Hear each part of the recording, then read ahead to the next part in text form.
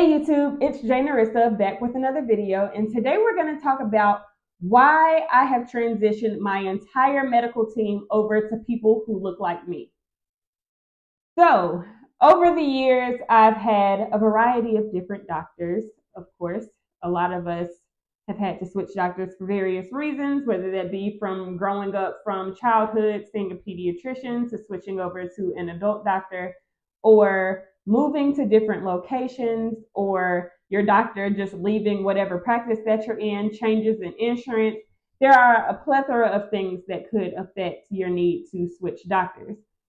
But over the last several years, and especially being in public health, I've become more attuned to the fact that people don't really take Black women and their health seriously if those Black women aren't taking their health seriously and advocating for themselves. There have been numerous studies that have been done saying that a lot of times doctors don't take their Black women patients seriously when they're expressing that they feel a large amount of pain. And there have been doctors going on record saying that they feel like Black women are exaggerating when they say that they're in pain. This is especially true in maternal and child health. So when women are giving birth, they're complaining about the pains that they're feeling, and their doctor is not necessarily taking them seriously. There was a whole thing about that doctor, the OBGYN in Atlanta, Dr. Jackie, who was saying that she felt like Black women exaggerated. Then she came out with this whole apology video and all of that. But that's seriously how a lot of doctors feel. And I feel like it's especially crazy coming from a Black woman.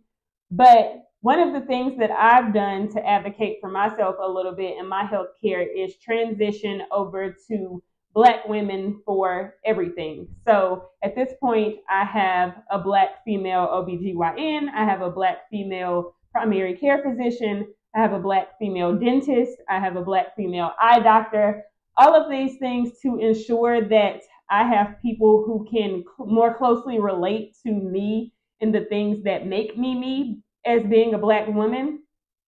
I feel like I'm more comfortable talking to them about things that I'm experiencing because it's likely that they can relate. Now, this is not always true. People, of course, come from different backgrounds. They have different experiences because everyone is their own individual person and everyone is different. But I just feel like having at least the baseline of being a Black woman is a necessary foundational start for me and my healthcare and me being able to advocate for myself. I think that when I express concerns to doctors of other racial backgrounds previously, I feel like I kind of got a side eye and kind of trying to make me second guess whether or not my experience is my experience and whether that's actually the way that things happened or how I felt.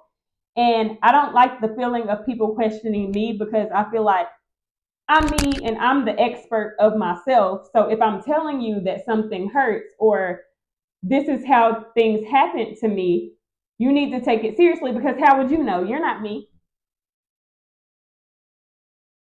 So it's really important to ensure that you have doctors that are willing to listen, have experiences that align with yours, and then you all can work together to figure out what your course of action is and your plan of care will be moving forward. Step 1, make sure it's a Black woman. Step 2, look at the location to see how close it is to my house. Depending on the ratings I'll talk about in a minute, will determine if I would prefer that the office be really close to my house and where I am, or if I'm willing to drive out a little further for the good doctor who is doing really well.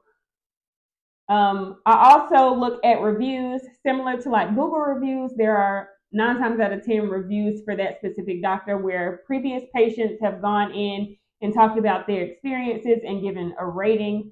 I'm typically not looking to go to any doctor who doesn't have at least a 4.5 out of 5 stars because I feel like that showcases consistency across all of the reviews that they've had And typically people have had a really good experience.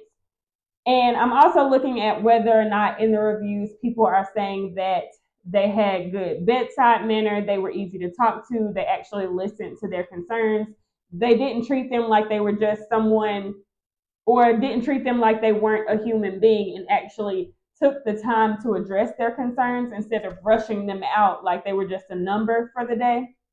Those are all things that are important and that I consider when I am selecting a new doctor. When it comes to advocating for yourself, I think research goes a long way and being able to pinpoint what exactly you are feeling. So maybe going as far as jotting down notes for symptoms that you're experiencing.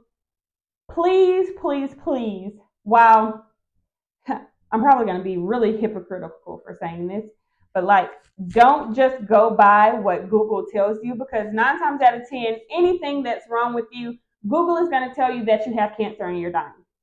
So don't just look at Google. Find reputable websites like, did the CDC say it? Did the World Health Organization say it? Did a specific website that ends in like .org or .gov, any .com, you can probably forget about that and take that with a grain of salt.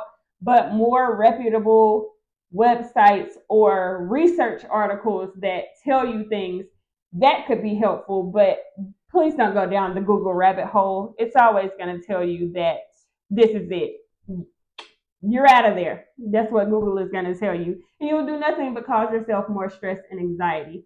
So write down your symptoms, be open and willing to talk to them with your doctor.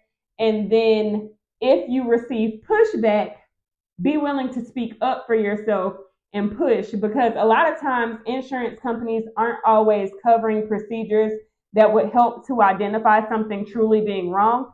Like, for example, if something's going on with your brain, an MRI or a CAT scan may be necessary, but if the doctor doesn't automatically think that you need to have an MRI or a CAT scan, insurance isn't going to cover something just because you want to do it just in case.